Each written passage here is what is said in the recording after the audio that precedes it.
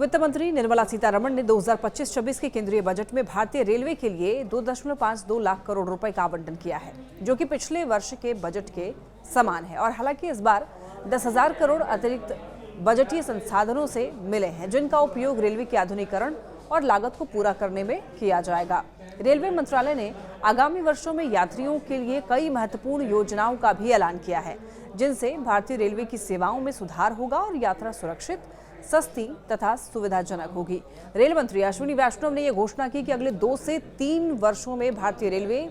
200 नई वंदे भारत ट्रेनों को लॉन्च करेगा और ये ट्रेनें उच्च गति, आरामदायक और पर्यावरण के अनुकूल भी होंगी, जो भारत के बड़े शहरों के बीच तेज और प्रभावी यात्रा को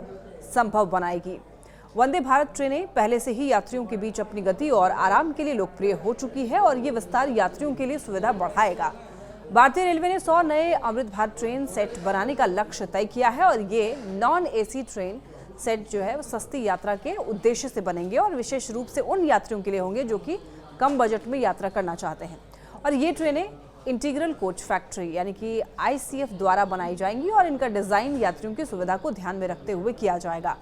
कम आय वर्ग के यात्रियों के लिए रेलवे ने 17,500 नॉन एसी, जनरल और स्लीपर कोच बनाने की योजना की घोषणा की है और ये पहल इस वित्तीय वर्ष में शुरू की जाएगी और इसमें लाखों गरीब और मध्यम वर्गीय यात्रियों को राहत मिलेगी, जो कि आमतौर पर सस्ती यात्रा के लिए स्लीपर कोच का ही उपयोग करते हैं।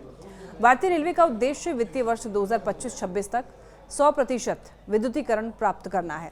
और इससे रेलवे के संचालन में ईंधन की बचत होगी और पर्यावरण पर दबाव भी कम होगा। इसके अलावा विद्युतीकरण से रेल मार्गों पर यात्रा की गति में भी वृद्धि होगी, जिससे लंबी दूरी की यात्रा को और तेज और किफायती बनाया जाएगा।